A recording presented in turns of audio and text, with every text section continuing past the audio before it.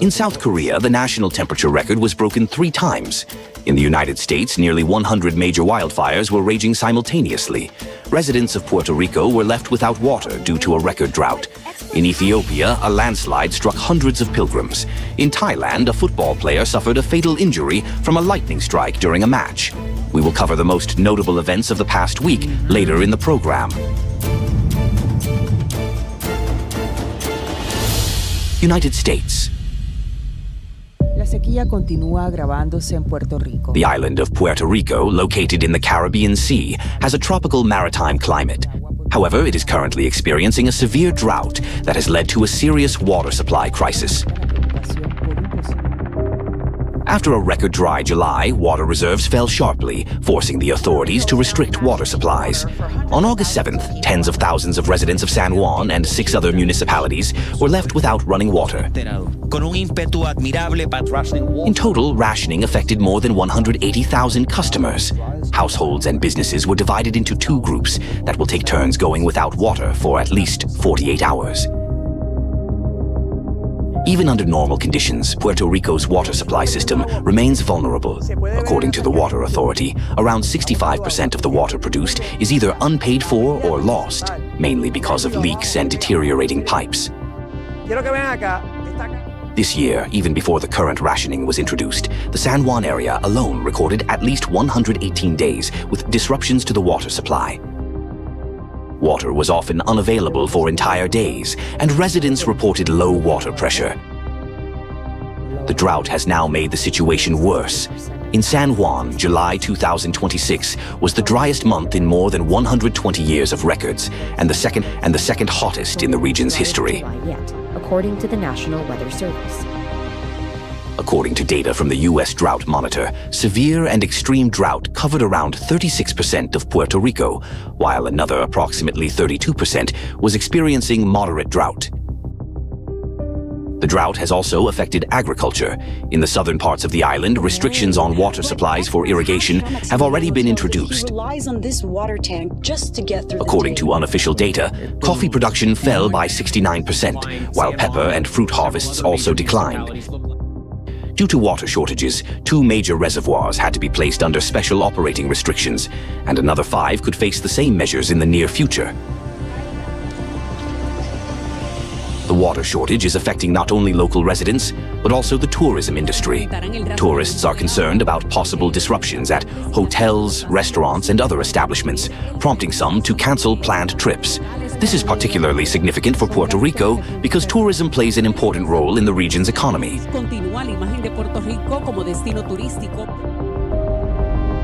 Thailand. A tragic event occurred in the city of Sungai Kolok in southern Thailand on August 4th. During a football match, a thunderstorm broke out with heavy rain and gusty winds. One of the lightning bolts struck directly on the football field. 12 people suffered injuries and burns, and the match was immediately stopped. Everything happened within seconds. According to those injured, after the strike they felt a powerful electric shock and numbness, and then fell to the ground. One of the football players lost consciousness, and his teammates, together with eyewitnesses, immediately provided assistance. He was urgently taken to hospital, but doctors were unable to save him. The incident once again demonstrates the danger of thunderstorms in open areas. With lightning activity increasing around the world, even the presence of taller objects nearby should not be regarded as reliable protection. Therefore, at the first signs of a thunderstorm, it is important to immediately stop outdoor activities and find safe shelter.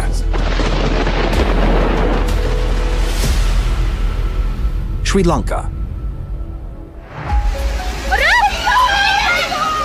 In early August, torrential rains in Sri Lanka caused flash floods and landslides. The mountainous areas of Central Province and Sabaragamuwa Province were hit hardest. Landslides, large rocks, and collapsed power line poles blocked several major roads. In the city of Nawalapitiya, the Mahaweli River overflowed its banks, flooding a tourist hotel. Residential areas were also affected, with more than 100 homes damaged. Around 3,500 people were forced to evacuate their homes and move to safe locations. Authorities in the affected areas decided to close schools. The floods claimed the lives of at least 2 people, while another 5 were killed in landslides that buried homes. Several people were injured.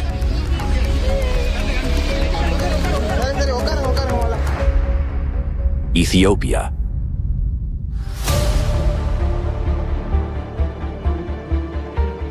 On August 3rd, a major landslide struck the area around the Sadkene Maryam Monastery in Ethiopia's Amhara region. It happened at around 7 in the morning when hundreds of pilgrims had gathered in a prayer hall carved into the rock to perform a ritual. According to the local diocese of the Ethiopian Orthodox Church, hundreds of people were on the monastery grounds, many of whom had traveled from far away. A huge mass of mud and rocks came down the mountainside, crashing into the prayer hall and the terraces where worshippers were gathered. The disaster claimed the lives of 14 people. Another 7 were injured, 5 of them seriously. The injured were taken to hospital. Search and rescue operations at the site were carried out by security personnel, medical workers, and local residents, with excavators also brought in to assist the operation. Even after the rescue operation was completed, the exact number of people missing, unfortunately, remained unknown. It is important to note that Ethiopia is currently in its rainy season, which lasts from June to September. Heavy rainfall was the most likely cause of the landslide. Wildfires.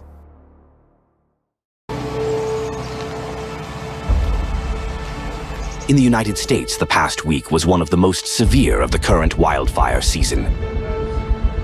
Major fires were burning simultaneously across a vast area of the western part of the country, from Washington state to California. We know that we need continued help and support. In Washington, 3 major wildfires approached Spokane, the state's second largest city, with a population of more than 230,000 people. The fire spread rapidly into residential areas, forcing people to leave their homes. A dementia care center, a veterans hospital campus, and a nursing home were urgently evacuated. In total, the fires destroyed or severely damaged more than 900 structures in Spokane and the surrounding areas. In neighboring Oregon, a major fire broke out in Mount Hood National Forest, considered one of the state's most popular mountain areas. In just a few days, the fire spread across 23,000 hectares. The flames approached important roads and tourist infrastructure. The State National Guard was deployed to help protect these facilities and fight the fire. Another major wildfire was also burning in Utah. Over the course of the week, it spread rapidly, and by August 9th, its area had reached nearly 45,000 hectares. The flames were approaching the small town of Fillmore, forcing some residents to evacuate. A tragedy occurred on August 7th. A firefighting helicopter crashed while battling the blaze, killing 2 pilots. Intense flames prevented rescuers from immediately reaching the crash site. The Gan fire in California, which started on August 3rd, also resulted in a fatality. The victim's body was found in one of the burned homes. Several new fires broke out in the state during those days. According to the National Interagency Fire Center, 98 large uncontained wildfires were still burning across the country as of August 10th. Overall, since the beginning of the year, the area burned in the United States has exceeded 2.5 million hectares. This is the highest figure in at least the past 10 years and is more than 1.5 times the average. In neighboring Canada, the situation appears less dramatic. The area burned exceeds the average for the past 10 years by a less substantial margin. However, some wildfires are spreading at extreme speed, posing a serious threat to the population. One of them was a fire that started on August 7th in the Okanagan Valley area of British Columbia. Just 3 hours after it was detected, the fire had spread across approximately 5,000 hectares. And by the following night, its area had almost doubled, reaching 9.5 thousand hectares. The fire was so intense that, according to authorities, it began generating its own weather system, capable of producing lightning. According to one fire service official, the flames engulfed trees around 30 meters tall and rose tens of meters above them. The fire rapidly approached the towns of Summerland and Peachland, prompting authorities to begin evacuating entire areas. Residents were urged to leave the danger zone as quickly as possible because conditions could change within minutes. Huge traffic jams formed on the roads, and temporary shelters were overcrowded. More than 20,000 people were forced to leave their homes, while residents cut off by the fire were evacuated by helicopter.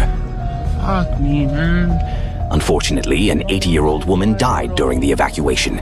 In the area around Summerland, the fire destroyed homes and other structures, and power outages began in the town.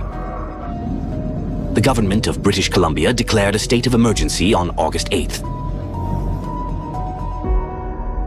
Extreme heat.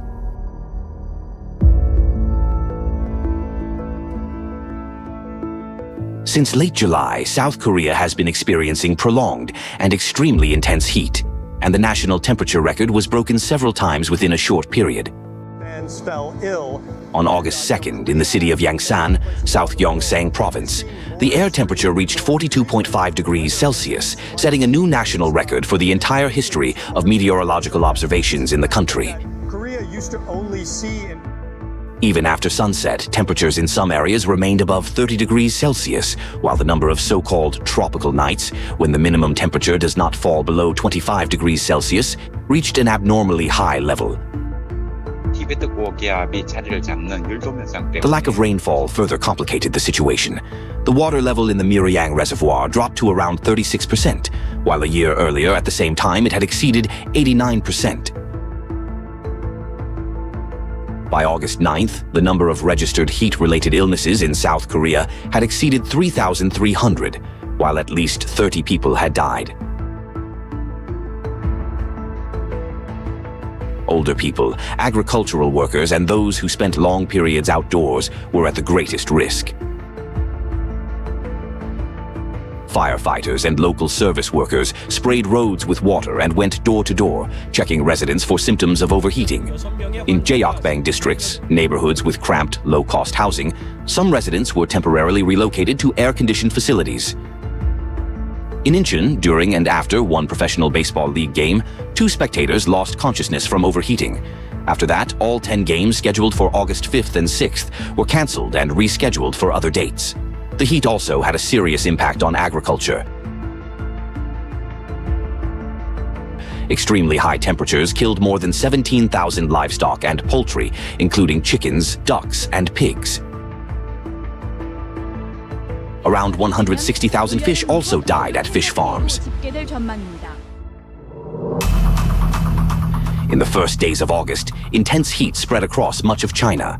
It was particularly unusual for the northeastern parts of the country, where such high temperatures are recorded far less frequently than in the central and southern regions. By August 4th, the heat had caused a sharp increase in electricity consumption. According to the State Grid Corporation of China, demand on power systems reached historic highs. Record levels were recorded, in particular in Hebei Province, Tianjin, Liaoning Province, and Shandong Province. In Hefei, the capital of Anhui Province, peak electricity consumption exceeded 12.3 million kilowatts on August 4th. Over the course of the summer, this figure had already surpassed last year's peak level 11 times, while the seasonal record reached 13.4 million kilowatts, 8% above the previous maximum. Intense heat also persisted in Japan. On August 3rd, temperatures reached 40 degrees Celsius, or higher in 7 areas of the country, and by August 7th, daytime highs had exceeded 30 degrees Celsius at more than 80% of weather stations. This year, Japanese meteorologists introduced a new official term, kokushobi. For days with temperatures of 40 degrees Celsius or above, meaning extreme heat days. Animals also felt the effects of the abnormal heat. We believe At Tokyo's Tamazu, the lions were taken off display after their condition worsened, and the special lion bus sightseeing service was suspended. 3 lions have died. Some other enclosures were also closed to visitors, while the animals were given access to cool indoor areas. Of climate change go beyond just high levels of water on the Danube River. Proof This means stronger heat waves, intense droughts, heavier rainfall, and greater risk of flooding and wildfires. Most of our cities were built around the climatic conditions of the past. Homes, roads, power grids, work schedules, and sports facilities were all designed according to certain temperature standards. Today, however, these norms are increasingly failing to reflect reality. The experience of many countries that have endured extreme heat demonstrates just how seriously it can affect everyday life. At temperatures of 40 degrees and above, air conditioning ceases to be merely a matter of comfort and becomes part of the safety system. 2026 so far has been... The speed of climate change is of particular concern. It is no longer being observed only on the scale of several decades. These time spans are shrinking rapidly. Within just a few days, previous temperature records are replaced by new ones. The number of extremely hot days and nights is increasing, and conditions that were considered exceptional only recently are now recurring more and more often. This is one of the dangers. People can quickly get used to almost anything, even to things they should not get used to. However, another temperature record is not a reason for fear, but a signal to reconsider safety measures and previous ideas of what is normal. That the consequences of climate But adaptation is necessary not only at the level of the state or the city. Each of us should know which of our loved ones are especially vulnerable to heat, which signs of overheating must not be ignored, when it is better to avoid physical exertion, and where to find a cool, safe place. The solution does not lie in any single large-scale technology. It consists of a whole range of specific measures, creating cooled public spaces, changing work schedules, shading streets, using materials in urban infrastructure that absorb less heat, protecting power grids, ensuring affordable home cooling, and helping people who are unable to seek assistance on their own. These measures are necessary not only to ensure comfort, but above all to protect people's health and lives during extreme heat.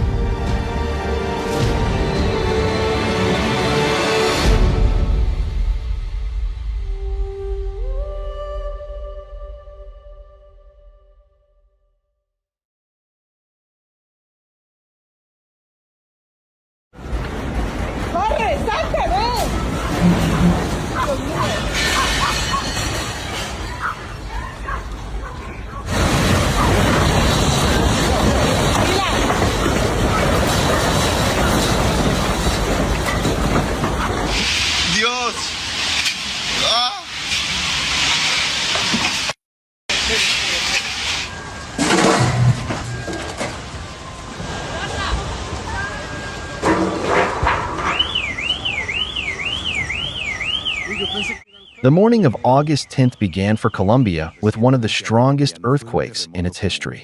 At 7:34 a.m. local time, a magnitude 7.4 earthquake struck the western part of the country, in the area of the municipality of San José del Palmar in the Chocó department. The focus was located at a depth of approximately 64 miles.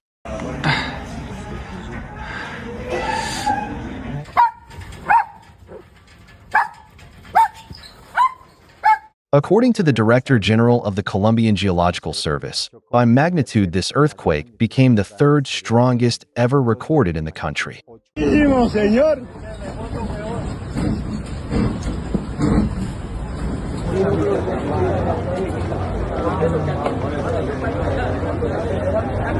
Despite the considerable depth of the focus, the shaking was felt across almost all of Colombia. The Geological Service received more than 20,000 reports from over 1,200 communities. Cali, Pereira, Manizales, Quibdó, and a number of smaller municipalities were seriously affected. Esto era un colegio, la fachada. What the fuck?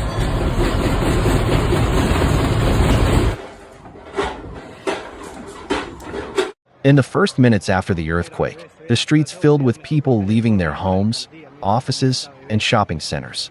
In some hospitals, patients were urgently evacuated from the buildings. In places where structures failed, survival sometimes depended on a matter of minutes. Some people were found in intact sections of collapsed buildings, while others were pulled from beneath the rubble by neighbors even before emergency services arrived.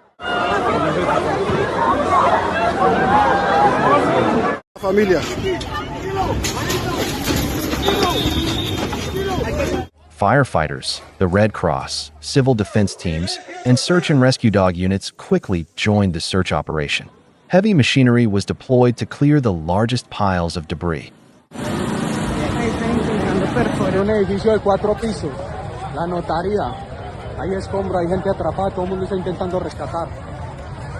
But as more information came in, it became clear that the destruction was not localized. The earthquake affected 15 of the country's 32 departments. More than 81,500 homes were damaged, and around 14,500 were completely destroyed. Tens of thousands of families are now effectively without a place to live. Along with residential buildings, churches, historic sites, municipal facilities, restaurants, and small businesses were also damaged.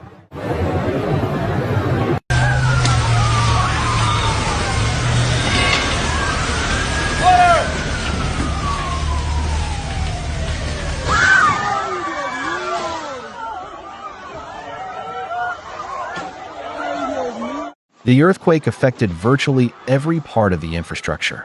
Damage was recorded at 241 medical facilities. More than 2,600 educational facilities were affected, as well as over 3,600 community centers.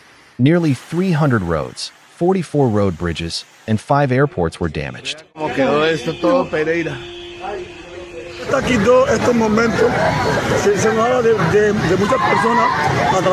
The situation became especially severe in the Chocó department, one of the poorest regions of Colombia.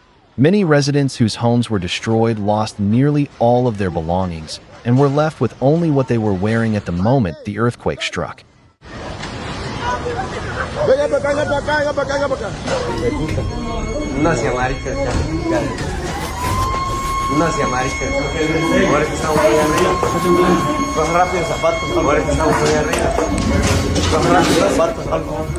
The scale of the recovery ahead is enormous.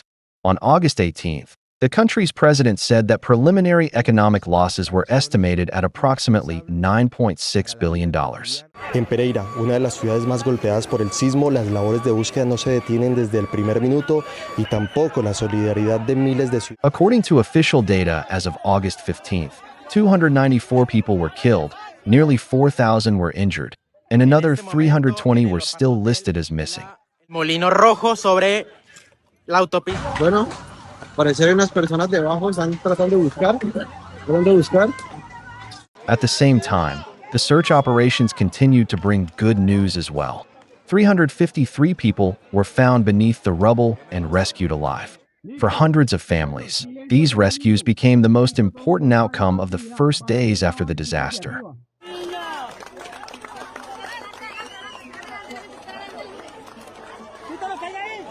Natural disasters like this remind us once again how important it is to be prepared for such a sudden emergency and to know how to act. Having this knowledge and a clear plan of action in mind can help you avoid panic and, in a critical situation, may save your own life or the life of someone near you. Remember that human life is the highest value.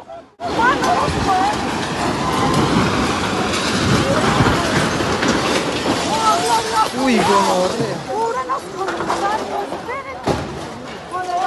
hija, en sus manos.